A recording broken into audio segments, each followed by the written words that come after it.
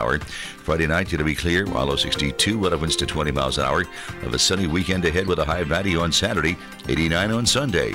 I'm Rod Tanner, broadcasting live from the Tri-City Center with the 10 and 210 freeways. We are the trifecta of talk in Southern California. KCAA 102.3 FM Riverside, 106.5 FM Redlands, and the Legacy 1050 AM Loma Linda, San Bernardino. Tired of paying outrageous prices for Viagra? Well, we have great news for you. Now you can finally get Viagra at huge discounts. Healthy Man allows you to save up to $500 on Viagra. Why pay U.S. pharmacy prices of $15 per pill or more when you can get Viagra for less than $3 a pill? Call today and get 40 Viagra pills for only $99. This can cost as much as $600 at your local pharmacy. You can't afford not to call us if you want Viagra at the lowest prices. Never pay $15 a pill pharmacy prices again. Get Viagra for less than $3 a pill. Call 800-357-1583 today to save up to $500 and get 40 pills for just $99. Healthy Man is fast, easy, and affordable. Operators are waiting at 800-357-1583 to take your call now. Call 800-357-1583. That's 800-357-1583. Again, 800-357-1583. Hooters smoked wings are marinated overnight, then hickory smoked low and slow, with only half the calories, so you can eat twice as many. In fact, our smoked wings are so good, you might just come to Hooters for the food. Hooters! It's time to celebrate at Hooters, where there's no such thing as a party of one. Hey guys, I'm Blair, your favorite bartender. And I'm Taylor, from Hooters Riverside, Moreno Valley. And we're here to get your Mondays motivated with our great wings and delicious menu specials. All you can eat Tuesdays and our 10-10 Wednesdays. Buy 10 and get 10 boneless wings free. Check out our everyday for everybody. We love everyone, kids, moms, and cute grandpas too. And come join us for our new late night happy hour from 9 p.m. to closing. Because Hooters makes you happy. Come to Hooters, where there's no such thing as a party of one. Located with the 60 and the 215 meet in Riverside, near Moreno Valley. For more info, Google Hooters Riverside. KCAA, where every day is a great day.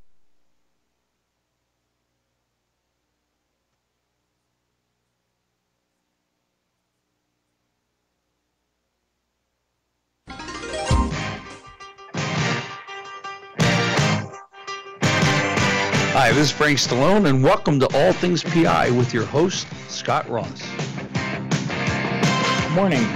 We're here on another Thursday, September 27th. This morning I want to talk about Mr. Cosby's sentencing. If anybody would like to call in, our number is working again, 818-850-7784. You're welcome to text me on my cell phone, 818-744-9827. I was just looking at the stories online. So, again, Cosby, as everybody knows, was sentenced to 3 to 10 years. It's a determinate sentence, interestingly enough, but it's also determined, it's kind of an indeterminate in the sense that the decision as to when his actual release is up to the Department of Corrections. It's going to be based on how he behaves himself, things of that nature. He does have to, by the judge's ruling, he does have to spend a minimum of 3 years before he's even eligible for parole, which is not terribly uncommon. What's interesting, though, is that they have put him in a location, new location, that's 20 miles away from his home. Apparently, it holds 3,830 inmates. That's monstrous. I don't think that there are any custody or any places in California that hold that many people. Newer facility, but, you know, it still sort of creates the same situation of, even though he's going to be in some form of a protective custody, I'm sure he's going to be in a cell by himself, but it still sort of puts him in protective custody and isolation at the same time. Again, you know, with the understanding that Mr. Cosby is blind, it's not like you can walk by and hand him a book, and unlike people who have been blind their entire lives, he doesn't know how to read Braille. So again, without the ability of something to listen to, whether it's a book on tape, something of that nature, in the state of California, inmates are allowed up to 5 electronic devices. They cannot have memories. So in other words, you can't have a computer. You can have a typewriter, but you can't have a typewriter with a memory. You can have a television, but you can't have a television that has any kind of a recording device. I believe you can have a CD player, but you can't have a CD recorder. So, again, I don't know what it is in the state of Pennsylvania, but again, at least in California, he'd be entitled to at least potentially a TV, even though he can't see it. He can certainly listen to it. All of these items, though, have to be sent to the inmate. They have to be prearranged vendors. Actually, Amazon is one of them. So somebody within the family can go on Amazon.com and send him a television. But again, by the time he gets it, it probably will take at least a month or two. He's going to be in what's called a classification scenario for the probably first 30, 60 days, where they determine his level of security. They determine his level of vulnerability, for lack of a better term. I doubt that he has any gang affiliations, but it's still a matter of they have to sit and ask a series of questions and ultimately determine where to put him. Again, if they give him a cellmate, or what's commonly called a cellie, remains to be seen. And, realistically, people probably want to be left alone. But for somebody like Mr. Cosby to at least have a cellmate that they get along with, hopefully, then at least this is somebody that could read to him. If nothing else, he'd at least have some avenue for something other than sitting there collecting dust. Another issue that now will take effect is the appeal. The appeal process will now begin. An appeal cannot be initiated until after the sentencing is done. And the appellate process for Mr. Cosby is going to be strained at this point. It's kind of interesting. There were 3 attorneys there. Becky James, who was running a team, Jaya Gupta and Rachel Robinson, were there for the sole purpose of writing motions and preparing for a potential appeal. They left the firm that they were with. They're now on their own. And in doing so, it's going to be much more difficult to find an appellate attorney. Hopefully, Ms. James and her team will pick that back up for Mr. Cosby's sake. And it's, again, it's something when you have somebody there, when you have an attorney there whose sole purpose is for the appeal, it's virtually impossible to replace them. I actually just got a text. Apparently, Tom Mesereau posted online that Bill Cosby did not get a fair trial at all. Everyone had political motive. The man did not get due process. I don't care what the public opinion says. I don't care what the media says. I will defend him to the end. And I agree with Tom. Part of the problem with the trial and what I'm hearing now, and in fact, this woman, Dr. Ford, who is coming forward against this federal judge, and again, I know little to nothing about that, so I'm not going to get involved, but it still has this connotation of this Me Too thing. And again, I understand the whole Me Too process, and I understand that I guess it has a purpose out there, but part of the problem is that each case, and particularly Mr. Cosby's, has to be looked at individually. When you're doing things for a political movement, you're not taking an objective view toward this. And when I saw Kristen Fedden, I watched it online, one of the prosecutors, she's claiming to be the lead, but I still think that was Mr. Steele. But regardless, she went on, I think it was NBC, whatever their morning show is, and started making comments about the Me Too movement and how, it was up to her to get Mr. Cosby prosecuted, and all of this nonsense that has to be dealt with on a case-by-case basis, and clearly this is not being done. When you start looking at things as a movement and you start talking about and equating this with a Me Too movement, then you're not really looking at the actual facts of the case. She said, this is a quote, "I always look for my strength in the victims, and Andrea Constand was amazing." Okay, well, the problem with that statement, again, in and of itself, is what isn't being told and what people don't know. And again, I got some inside information. I get it. I was there. But one of the issues that came up is that there was going to be no third trial. I was told by an incredibly reliable source, and I won't mention names, that if this ended in a hung jury, that there was going to be no third trial, that Ms. Constand was not going to come back. She was not going to go through this again. As far as the victim impact statements and as far as the 2 days for sentencing, I'm sort of, again, I've always been making comments, and I've always been at a loss to understand why it was the judge set 2 days aside.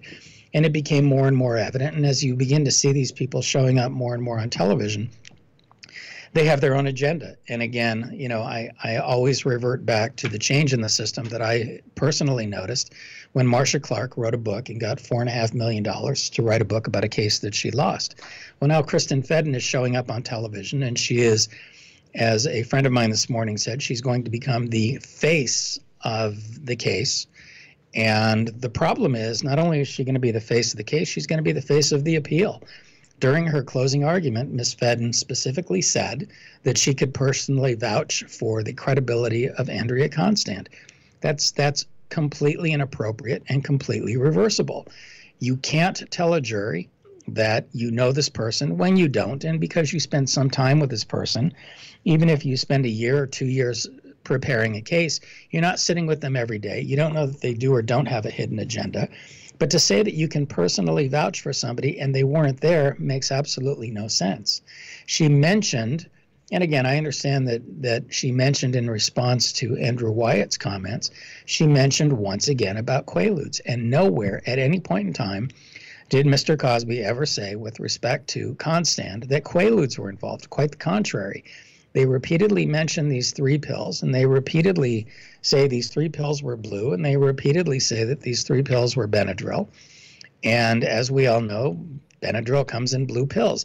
The other problem is they keep saying 3 pills. Well, again, if you have to look at things for its truthfulness, the 3 pills that she claims she took were cut in half. So if you want to make them 3 pills, the reality is they were 1.5 pills. So by saying 3, you're doubling the reality and the truth of the pills. And frankly, once again, you have to look at the reality. You have to look at the truthfulness.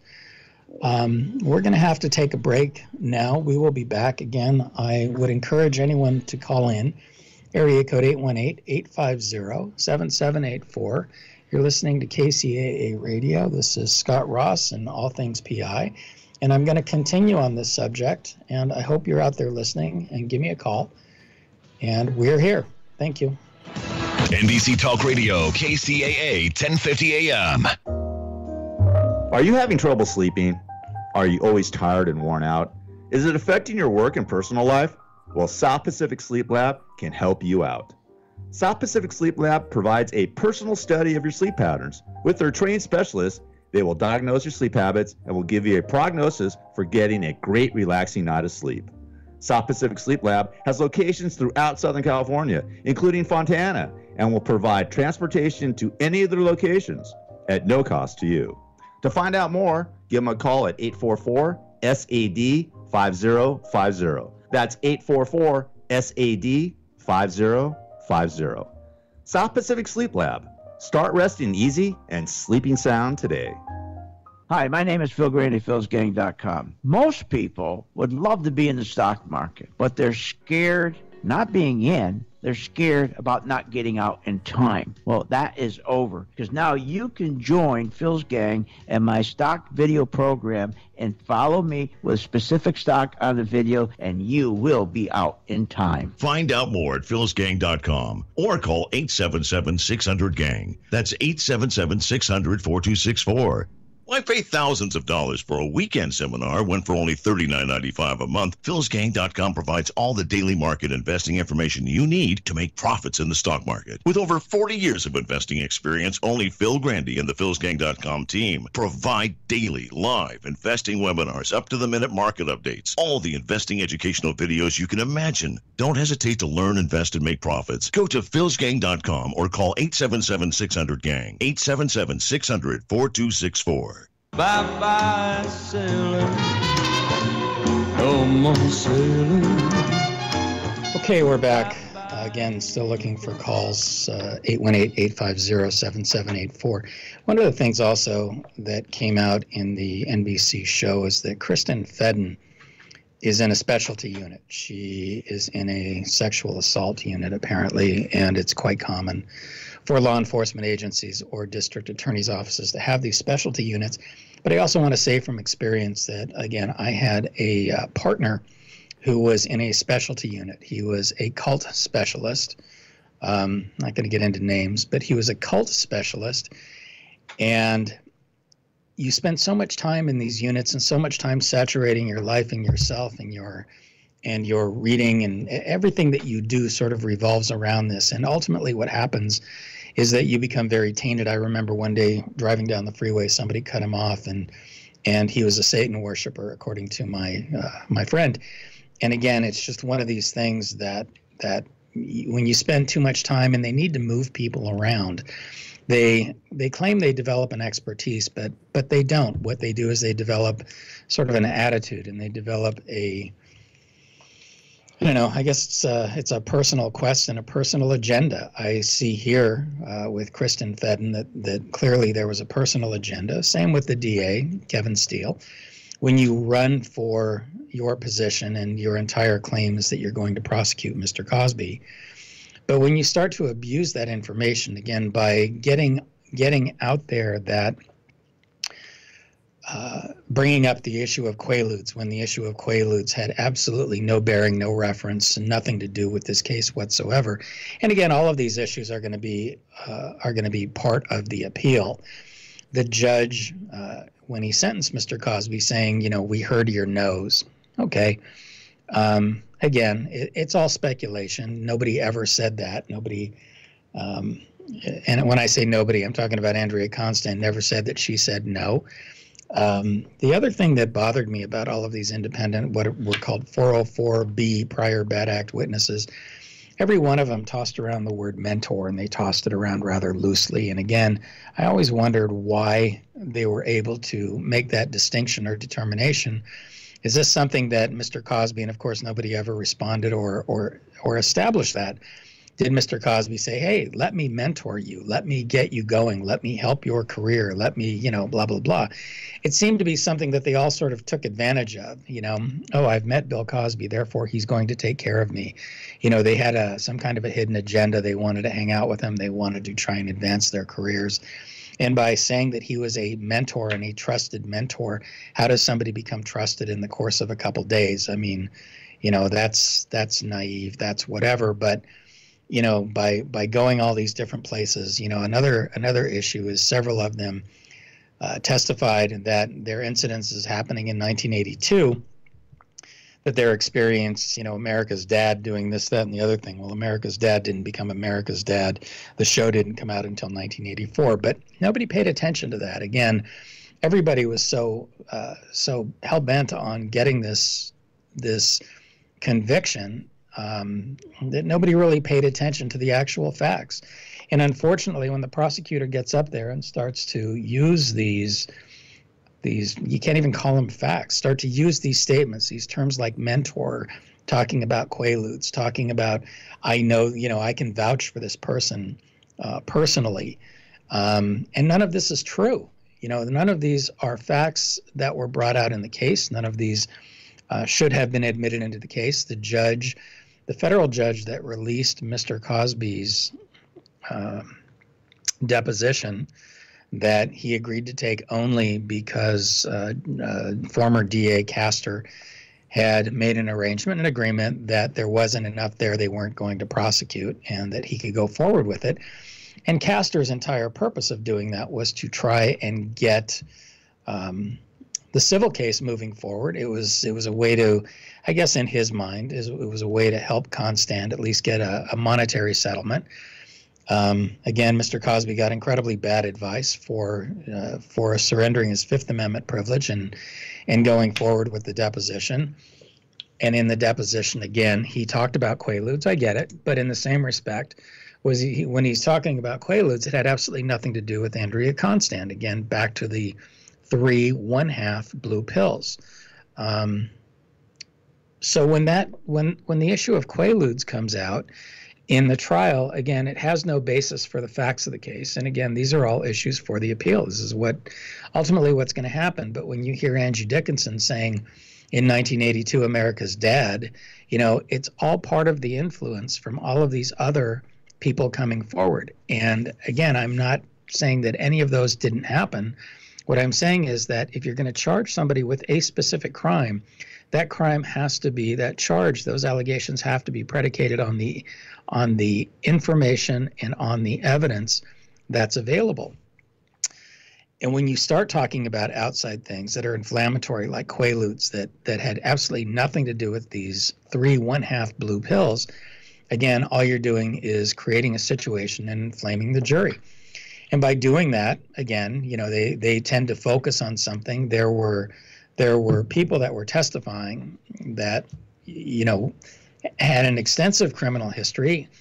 And interestingly, the state of Pennsylvania and many other states, state of California too, only allows you to go back with prior cases of somebody's credibility for 10 years.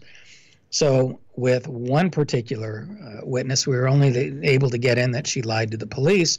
We weren't able to get in her entire prostitution history and all of her drug history and all of her other issues. So it's fascinating to me that when you're able to go back to 1982 and use these alleged prior bad acts on Mr. Cosby going back to 1982, yet the law requires that you can only go back 10 years when you're talking to these witnesses and when you're putting people up to talk about what happened to them 30 years ago, but you can't talk about what they did 30 years ago. Again, it's clearly stacked against the prosecution. You know, it's interesting too. One of the issues is, and I've had so many people ask me, what exactly is it that a private investigator does? And I hate to refer to these big cases, but you know, here's a classic example of why people have to go out and hire a private investigator and why it's so timely and why you have to do things in a timely manner. But the issue being in here, the prosecution, if they were actually going to investigate the case, one of the key aspects of the case is going to be the statute of limitations. The statute of limitations was a 12-year statute, and of course that's why it was filed on December 30th, so that it would fall under the wire and of an incident that allegedly took place in 2004. So it was filed December 30th in 2015. So just pushing the envelope for that 12 years. And part of the issue is that the prosecution should have investigated the case carefully.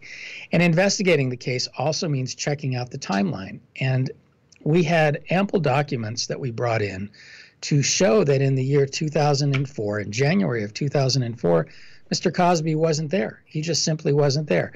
Aside from the fact that the jurors completely ignored the timeline, but the fact is that we had to subpoena and obtain and compile, and I say we being the defense team, had to compile that information and put it together and present that as part of the defense. So if the prosecution is really interested in getting to the bottom of a crime, if they're really going to investigate every aspect of it, when you have one of your issues being the statute of limitations, and they had ample time to do it, they could certainly have served a search warrant on Mr. Cosby to find out if those records existed going back to 2004 and 2015. Or I'm sorry, 2014. They could have easily done that. And in doing so, they would have found exactly what we found, that Cosby was not at his home in Pennsylvania in January of 2004, except for one day. And if I remember correctly, that was January 21st. And on January 21st, Ms. Constan was traveling with the basketball team, with the Temple basketball team. Again, it didn't happen when she claims it happened. And the prosecution gets to sit there after we present this evidence to show that it didn't happen when they said it happened. The prosecution now gets to sit there and say, well, we don't know exactly when it was, but it was sometime after January 1st because they need to protect their statute of limitations. And once again, you have a situation where when we presented that, the jurors at that point weren't paying any attention. They couldn't have cared less. And that's why you have to investigate these things thoroughly, because the bottom line is law enforcement is not going to do it. Law enforcement is not going to go back and try and find some reason to acquit Mr. Cosby. They're really not interested in anything but their own agenda. The federal judge that released this was censured for doing so. And again, it would have classified or fallen under fruits from a poisonous tree. And they should not have been able to use this in the in the trial or use it at all for purposes of filing this complaint. And now that Kristen Fedden is going on television, again, me personally, I'm having these fallbacks of Marcia Clark, and clearly I believe she has her own agenda. I think a book is probably in the works, and she's gonna go get some monstrous book deal, and people are gonna want to read up on all of these behind the scenes issues. And the fact remains that what really went on behind the scenes is that they really weren't doing their job. It was the prosecution focusing on how can we get Mr. Cosby? We can't be embarrassed publicly. The 2 days that were set aside by the judge were clearly nothing more than a look at me, look at me, look at me campaign by Judge O'Neill. Changing attorneys didn't help. I don't know. Well, I have an idea of what the cause of that was. And unfortunately, when the Cosbys did that and then followed this advice by whoever the new attorney was, Mr. Green, I don't know him, and chose this time now to go file a motion trying to recuse the judge, bringing up the fact that I guess the judge had an affair, bringing up this ongoing battle with Bruce Castor, the prior DA. I think all of it is relevant, but I don't think that doing it before Mr. Cosby gets sentenced was very intelligent. I think that was these are all motions and part of the appeal. I don't know that any of this would have changed the judge's mind. O'Neill, I can say from the trial that we were involved in, was very reluctant to change his mind. He did very little about that. I still do have issues with the fact that Kevin Steele publicly offered Mr. Cosby 3 months of house arrest and registration, and then subsequently penalized him and asked for the maximum sentence, penalized him for asserting his Sixth Amendment privilege to a trial. So we're getting ready to take another break. Again, I'm encouraging anybody to call in 818-850-7784. Send me a text on my cell phone, 818-744-9827. Any questions about the sentencing? We can talk about the new facility. Again, I don't know a whole lot about it, but it's a prison. It's not going to be a fun place to be. Give us a call, 818-850-7784, and we'll be right back. Thank you. NBC Talk Radio, KCAA 1050 AM. Hi, my name is Phil Grandy, philsgang.com. Most people would love to be in the stock market, but they're scared not being in. They're scared about not getting out in time. Well, that is over, because now you can join Phil's Gang and my stock video program and follow me with specific stock on the video, and you will be out in time. Find out more at philsgang.com or call 877-600-GANG. That's 877-600-4264. Why pay thousands of dollars for a weekend seminar when for only $39.95 a month, philsgang.com provides all the daily market investing information you need to make profits in the stock market. With over 40 years of investing experience, only Phil Grandy and the philsgang.com team provide daily live investing webinars, up-to-the-minute market updates, all the investing educational videos you can imagine. Don't hesitate to learn, invest, and make profits. Go to philsgang.com or call 877-600-GANG, 877-600-4264. Are you having trouble sleeping? Are you always tired and worn out? Is it affecting your work and personal life? Well, South Pacific Sleep Lab can help you out.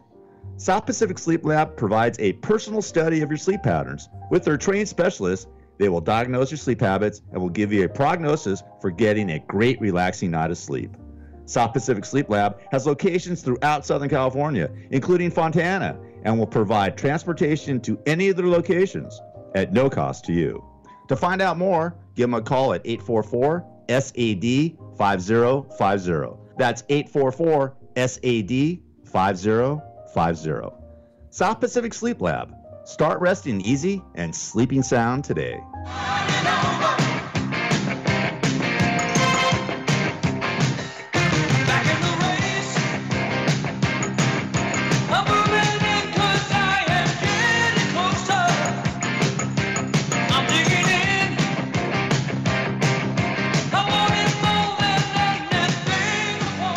Okay, we're back, and My producer here, Gary, just told me that apparently he's having Jello, and what was the? He's having. Hold on. You want to know what he's? Bill Cosby's. He's having. Well, this breakfast this morning was 1 cup of bran flakes, along with fruit juice, 2 slices of toast, milk, and coffee. For lunch today, which he's probably having right now, and since he's in Pennsylvania, is a hamburger, soy or otherwise. And then for dinner tonight, it will be beans or poultry Italiano, served with red sauce, rotini pasta, 2 slices of bread. The dessert will be gelatin. So there you go. That's what he's having for dinner tonight. Isn't it amazing that the media has nothing else to talk about but whatever his menu is going to be? It's on CNN.com, man. I mean, they have the monthly list of what he's going to eat every day for the next month. So pretty sad fall from grace. Let me ask you a question. Sure. I thought he'd get maybe like 3 years, and then he'd do maybe 6 months. Do you think he's really going to do 3 years before he even gets up for parole? Yeah, that was mandated by the judge when he sentenced him, that he has to do a minimum of 3 years before he's actually even eligible for parole. Again, in California, if you get, say, 10 years, depending on the crime, you can get 50%. Classic example is Conrad Murray was sentenced to 4 years on an involuntary manslaughter. Interestingly, is not a violent crime in California. So you do 50%. If you commit a violent crime, you do 80%. If you commit a violent crime with a weapon, you can do 85%. The feds, you pretty much do all of your time, although they have, you can take classes and get time off or whatever. But yeah, in this case, the judge specifically ordered that he is not eligible for parole until after 3 years. Yeah, that's crazy. And what about the house arrest? I mean, he was under house arrest since, I believe, April or whatever. Doesn't that have time served there? Or no? Correct. He will get credit for time served. Credit for that. Yeah. Yeah, that can't be ignored. Again, as long as it was a judgment handed down by the court, that time gets accounted for. So that's true. So I didn't think about that. Realistically, yes, he will get out a few. It won't be 3 solid years in prison. Still. Again, I'm curious. What do you think? Why would you file a motion and start insulting the judge prior to trial? Well, I think that that was stupidity, complete stupidity on the attorneys for Cosby. I know that you were working on the case with Tom Mesereau for many months, and then I guess they switched it up. The Cosby switched it up. What's amazing too is that no one from the Cosby camp was there for the sentencing. Not his wife, none of his friends. That's a pretty sad state to be a part of, knowing that you have no backup. I thought that was sort of sad. I didn't. I knew his wife wasn't there, but I didn't know. He had his friend Bill Jones. Nobody was. I mean, somebody who was, leading him into the courtroom, but that was it. There was nobody else there besides. Andrew Wyatt and Ebony. There was nobody there. I didn't realize that, and that's a shame. Yeah, part of the problem is that there are still several civil cases that are looming in the background, and there's an attorney that the civil attorney seems to have taken over and taken control. Incredibly sad. I mean, again, it's people are now sort of using Mr. Cosby above and beyond. I got a question for you. Yeah. And this is one thing that I don't understand, maybe because it's the appeal process, but Bill Cosby never apologized, never said, even though I don't feel I'm guilty of any of these crimes, I apologize for putting the women through this and all that stuff. He never showed any remorse or anything, and I think that's one of the reasons that the judge really hammered him on this. Why wouldn't he show any remorse or even apologize, even if he said, hey, listen, I completely deny all these allegations, but I'm sorry for what has happened and what all the women are going through? I think maybe that would have shown some sort of like, all right, I care about what happened. This way, he didn't do anything. He just said nothing. I would say 2 things, and that's a valid point, but 2 things you have to remember. Number one, he's already had his Fifth Amendment rights violated by a prior DA saying, we're not going to charge you, go ahead and speak freely. So that would make me very untrusting of the system. Because again, the second point being is if you do show remorse, if you do speak up and say, I did this, I did that, or I'm sorry, or I'm taking responsibility, why would you now not believe that some other jurisdiction is going to come forward and try and charge you with another crime? But what you say and what I would have said is that even though I deny all these allegations, I apologize for putting these women through this, or I apologize for the whole process, or whatever happened. You could deny it and still be remorseful. I mean, but I understand where your point is, where, they took that deposition and basically that was game over when they allowed that deposition into court about, giving women quaaludes and all this stuff. That was game over for it. Yeah, and again, it's sad because he was incredibly honest in that. But let me ask you another question, as I just got a text. What if he just wasn't guilty? How do you show remorse for something? Well, even though I deny all these allegations, okay, if you say that, listen, I mean, you're found guilty, okay? Even though you're not guilty, you're found guilty. You can still deny all the allegations and be remorseful. You know what I mean? And by not doing any of that, I mean, it just showed arrogance, and I think that's why he got hammered with the sentence. I really thought he was going to they were going to give him maybe 3 or 4 years and then, give him house arrest or at least do 6 months and then let him out. But 3 years minimum? And see, what I don't understand when you deem somebody a violent, sexually violent predator at the age of 81 who is not indistinguishable. So you're not talking about John Q. Public walking around. People walking around are going to recognize this guy as Bill Cosby. And yet he's blind. So how can he be sexually violent or a predator? He could go grab a transvestite and not know the difference. He can't see what he's grabbing. He doesn't know if it's a woman. He doesn't know if it's a man. He doesn't know if it's a dog, for that matter, until he grabs a hold. The fact remains that when you deem somebody to be violent, that makes absolutely no sense. There is not a single allegation of violence. Let me ask you a question. When these 60 people were allegedly going to be able to come in and testify, and that's what I thought, and that's what everybody thought, because it made no sense that the judge would set aside 2 days. Did you know that there was a man that made an accusation? Why does he not get to come in and be one of the people making the victim impact statement? What, allegation against Cosby? Yeah. Oh, I didn't know that. Right. I didn't know Cosby went that way. Well, he didn't. That's kind of my point. So the issue being is that all of these people are going to come in and do this victim impact statement. One of them was a man, but he was not invited. So why was he not invited? Because the prosecution deemed him to be not stable.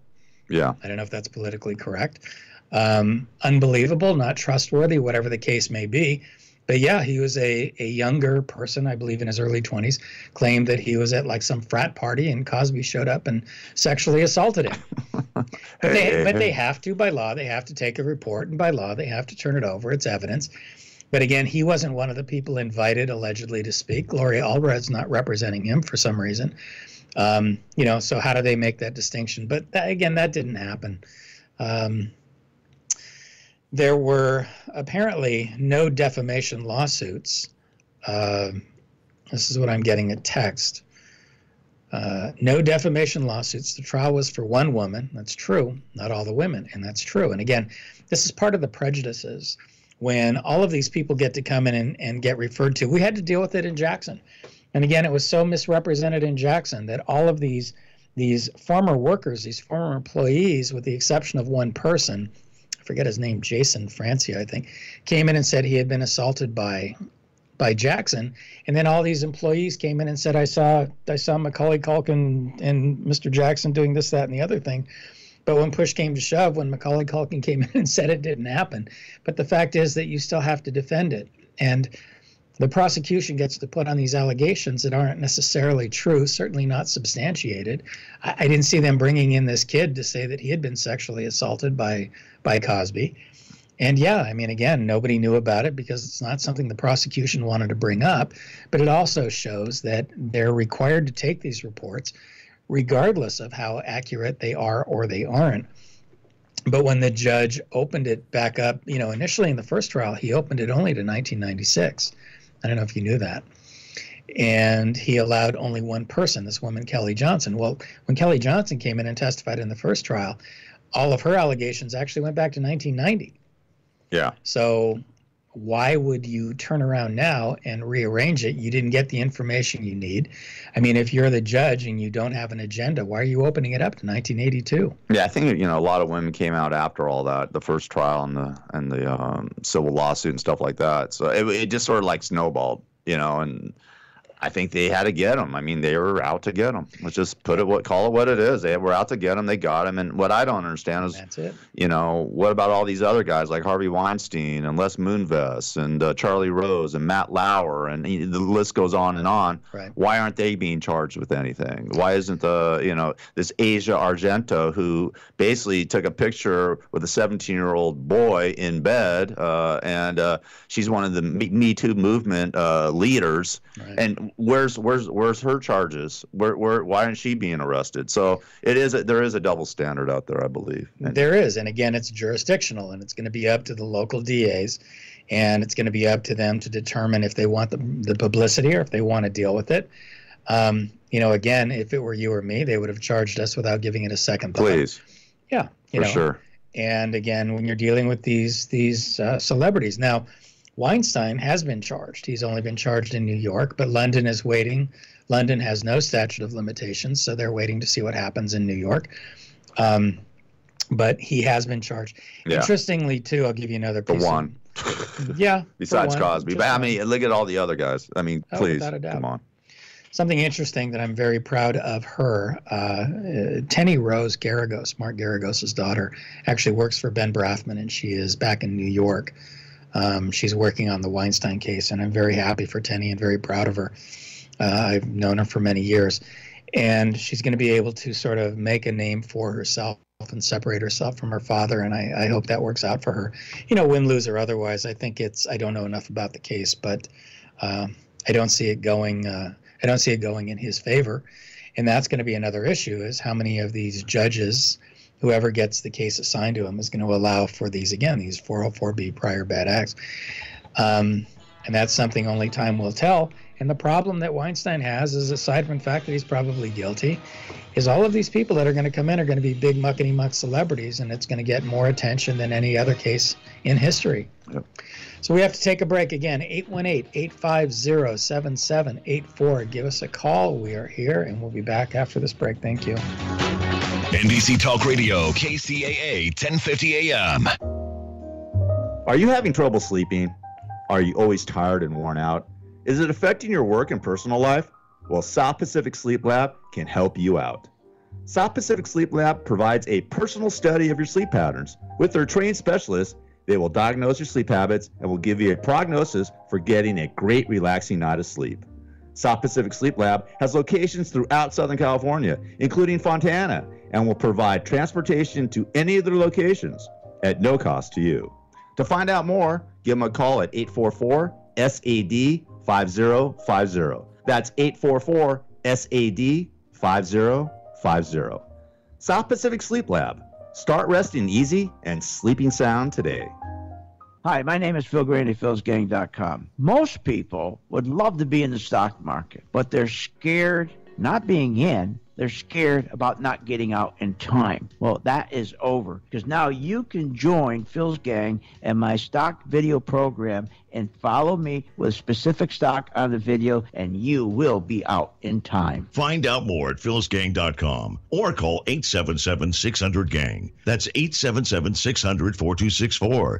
Why pay thousands of dollars for a weekend seminar when for only $39.95 a month, philsgang.com provides all the daily market investing information you need to make profits in the stock market. With over 40 years of investing experience, only Phil Grandy and the philsgang.com team provide daily live investing webinars, up-to-the-minute market updates, all the investing educational videos you can imagine. Don't hesitate to learn, invest, and make profits. Go to philsgang.com or call 877-600-GANG, 877-600-4264.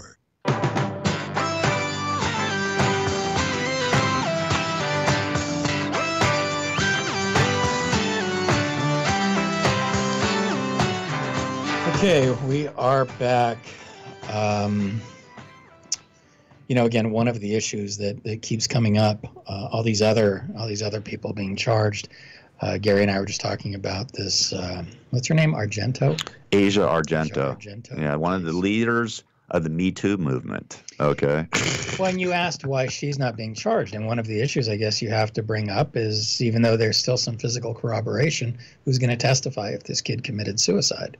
And that's there's also the kid didn't commit suicide. Anthony Bourdain committed. Bourdain. Basically, Anthony Bourdain is Asia Argento's boyfriend, and he paid the kid tried to extort money from Asia Argento, asked her for like $4 million. Anthony Bourdain paid $350,000 in April, and in July he commits suicide. So what I'm wondering is, why isn't she being charged? The kid was 17. There's pictures of her and him in bed. Supposedly or allegedly, he sent naked pictures of himself, to her. He's underage. I mean, isn't that child pornography there, right there? Then, I mean, come on, man. I'm just saying. No. Technically, you're correct. If you and I, okay, let's say I go out and get pictures of a naked 16 or 17-year-old girl and have sex with her when she's 17. Guess what? Throw away the key. I'm going to prison, man, for a while. There's a difference. Keep in mind, there's a difference between a statutory rape age and an age of consent. An age of consent doesn't have to be 18. So if an 18-year-old boy and a 17-year-old girl are having consensual sex, boyfriend and girlfriend, it doesn't constitute necessarily the letter of the law. But again, there's still an age of consent issue. So I understand what you're going back to, like Mary Letourneau, who's having sex with a 6th grade boy. You remember that incident? Oh yeah. Okay. Mary Jane. They had a kid. Had a kid. Yeah, that's really ultimately got married as well. But regardless, that's a whole different issue as opposed to the actual age of consent. So there's a big difference. And again, I didn't realize all of that. I guess I got to watch the news. Yeah, you got to get a TV. All right, that's the key. But I mean, the point being, yeah, I get the 17, 18-year-old thing or 17, 19-year-old thing. Okay, I dig that. Okay, even 16, 19. All right, but when that's the borderline. But when you're 17 and you're having sex with a 30-something-year-old or a 50-something-year-old or a 40-something-year-old, that's completely different. And I guarantee you, in the law, it's completely different too. And you've been a part of the law for many, many years. So. Yeah, and again, it's interesting too, and I'm not trying to equate them together. This hearing that's going on with this Dr. Ford today. Oh yeah. There was this Senator Whitehouse was talking to Dr. Ford and was saying that, the hardest thing that a prosecutor has to do is to tell somebody that there's not enough evidence to go forward with your case. And again, this is what happened with Castor, and with respect to Cosby, this is what happened with Castor in 2004. And then, of course, it went forward when the deposition was released. But this is the same thing with this woman. There is more than enough evidence to go forward. Yeah, I mean, you have a great valid point, but it's up to the city of New York to do that, or I guess it's a counties. Yeah, I'm not sure. It's up to the DA to do that. Talking about Weinstein. Yeah. Well, Weinstein and this woman also with the picture. See, there's physical evidence, there's corroboration, but unless the kid goes and makes a criminal complaint, he's the one that has to complain. And if he hasn't, I mean, he's collected $300,000, and that's another issue that it's the $300,000, like the $3.4 million or whatever it was with Cosby. It sort of creates that issue that somebody is actually guilty of committing a crime. It's the whole thing with Michael Jackson we talked about before. Michael Jackson allegedly paid out $20 million. And again, if you really look into it, it wasn't Michael that paid it. It was the insurance company. Cosby, on the other hand, I believe he paid that out of his pocket. I think that was something, he wrote the check for. There wasn't an insurance company involved in that. That was his attorneys giving him bad advice and his attorneys saying, yeah, go ahead. And again, this one I'm not that familiar with. Yeah, that just blows my mind though, because it just seems like there's a double standard. Actually, the district attorney's office is looking into this Asia Argento matter to see if there's any criminal charges to be filed. But it is like a double standard, I think, a little bit, just a little bit. And you have to ask yourself, what's there to look into when you have physical corroboration and you have evidence and you have naked pictures of somebody underage and you have all of these transmissions? I'm sort of at a loss to understand what are they looking into. See, and that's what I was saying this morning. If they're really looking into it, it's the same thing with Cosby and the statute of limitations. If you're really looking into it, then look into it, because the evidence proved that Cosby wasn't there in 2004. So if you're really going to look into it, you can't just do a half a job. And if you do, example in this case with Cosby, what they did was it was an agenda. They didn't fulfill an investigation. They fulfilled their agenda. And the idea was to get him charged. Hence, when you have a DA who's running for office saying, if I'm elected, I'll file charges against Cosby. A friend of mine said, apparently when Cosby started going publicly telling all of the black men in America, keep your pants up, go home to your wives, whatever, that's where he kind of went south with his support from the community, because the community is like, you're telling us to behave properly, you're telling us to be good dads, and look what you're out there doing. Well, remember, he used to tell the comedians that he used to get upset with comedians like Richard Pryor and George Carlin because they worked blue. Don't cuss and don't, you don't have to go there. And that's the wrong way to be a comedian. Look what he was doing behind the scenes. You know what I mean? It's sort of weird. It's sort of, allegedly doing behind the scenes. Well, allegedly, whatever. Well, he believe 50 women came out or 60 women came out. Something was going on. Something was going on. Yeah. I don't know what, but something was going on. That falls under one of the statements that I hate more than anything, where there's smoke, there's fire. Yeah. Kind of thing. Yeah, I get it. But in the same respect, why didn't any of them come forward? Everybody, it's very easy to say, I was shamed, I was this, I was that. And yet when they did come forward, the ones that were interviewed, it's interesting too, another thing that you don't know, or the public, that there were 19 women that were selected.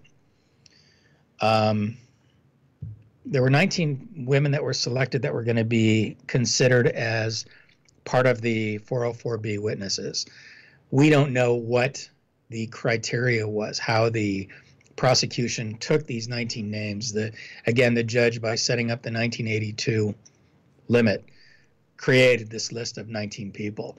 We don't know how the prosecution extracted the 5 that ultimately did testify, what they used. That's the question that I would like to have answered. And then they came in. I think Janice Dickinson was brought in for the sole purpose of the dog and pony show. Yeah. What she had to say was completely absurd.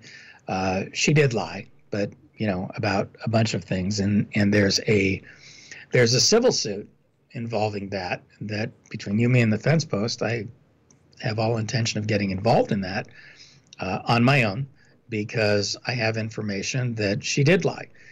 But that's a separate issue, and that's part of something that we'll use ultimately for. Do you think he'll win an appeal?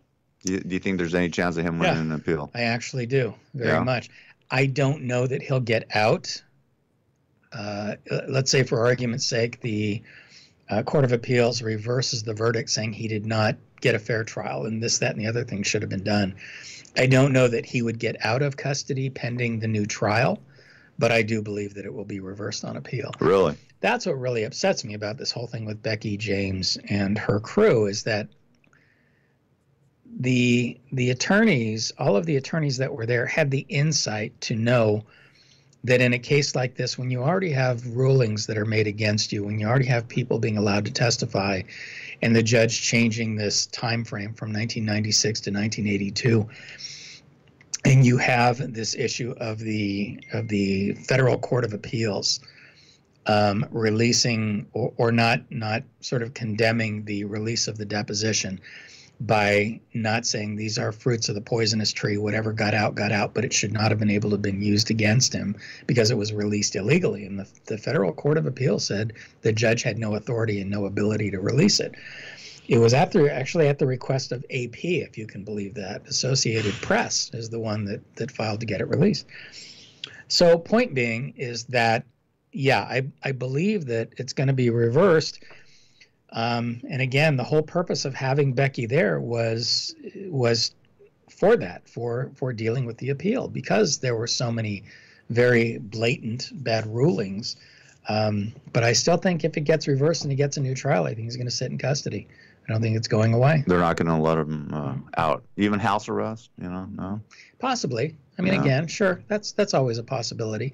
I've had several cases I worked on. We had one as a guest, a kid who went to prison for a shooting, and he was given a new trial, and he was moved to county jail from state prison, but he still had to remain in custody pending the new trial. And county jail's no fun either. County jail's worse than state prison. It really is, from what I understand. Never been there. Well, Don't again, know. and again, in state prison, you have your own space. Where in county jail, you don't. You have such a rotation in county jail of people coming and going. So your own space, you can be with the perfect cellie, and all of a sudden you find yourself with, some psycho gang member. Yeah. And then with Cosby at his age, the other thing that I think was completely ignored is they're now responsible for all of his medical. You can't ask to go see a doctor and then send a bill to your health insurance. I don't care who they are. The state of Pennsylvania is now responsible, and if they don't treat him accordingly, they're looking at a potential civil suit. And the other issue is, it's going to be then damages. What are the damages if Mr. Cosby, again, God forbid, dies in custody because he doesn't get proper medical treatment? What are his earnings potential if he were to get out? Zero. Yeah, it's a sad situation. It is. Very, very sad. It is. I got a question, see if I can answer it. Do I feel like his legal team throughout the years failed him, or do I think the fix was in? Oh, the fix was in. I think all of his attorneys, did the best they could, but it was presented to a judge who clearly had his own agenda. When I got information from a reporter, I think he's going to do a story, that when the judge was walking around the halls, was whistling the theme song to the movie Kill Bill. Personally, I never saw the movie, even though I've known Mike Madsen and his mother and his sister for years, but I never saw the movie. And the bottom line is if he's walking around singing the theme song to Kill Bill, I heard him whistling, but I wouldn't recognize the song even if I knew. And I think that sort of shows what was really going on there. And again, that's my concern with Becky, is that she was in the back for all of these conversations, and all of that inside information, if they hire somebody else to do the appeal, sadly is all going to waste. Reading the transcripts and being there are not the same thing. Okay, we are done for the day. I appreciate your listening. We'll be back next week. Again, if you have any questions or emails, allthingsprivateeye@gmail.com. My cell phone, 818-744-9827. KCAA Loma Linda, 1050 AM, 106.5 FM, and now 102.3 FM. Dow is up 170 points today. The NASDAQ 74, the S&P 20. The economy grew more than 4% this spring. That's the fastest growth in 4 years. One reason for that growth, though, was that soybean farmers rushed to get more product out there before the Chinese tariffs went into effect. Fewer Americans signed contracts to buy a home in August because they cost so much. To that point, mortgage rates up to the highest level in 7 years. Bed Bath & Beyond stock is the lowest in 19 years because sales keep falling and can't get up. Carnival Cruise Line sinking. Carnival's profit says will be hurt by the rise in fuel costs, and crude at $72 a barrel is now the highest in 4 years. Never let it be said that Kentuckians don't work hard. Kentucky Bourbon Distilleries cranked out 7.5 million barrels of aging whiskey last year. That is the highest amount of bourbon since 1972. Chuck Kamlick, CNBC. When posting on most job sites, you get candidates. I'm the sales director you're looking for. I'm the sales director you're looking for. But when you post on Indeed.com, you get the candidates just right for you. I'm a sales director with an MBA, over 10 years experience, who's also fluent in Japanese. With Indeed, you can add screener questions for a less time-consuming route to your short list of qualified candidates. Arigato. Hiring's better when you've got your short list. Save time on hiring when you post a job on Indeed. Get started today at Indeed.com/hire. My lawn's been worn out by summer, not to mention by my kids. This year, use Scott's in the fall. Just one more feeding gives your grass the nourishment it needs to recover from the wear and tear of summer, while also building resilient roots to help prevent a weak, thin lawn next spring. This fall, my kids and my grass are back out to play. This is a Scott's Yard. Now's the time to feed your lawn. Pick up a bag of Scott's Winter Guard today.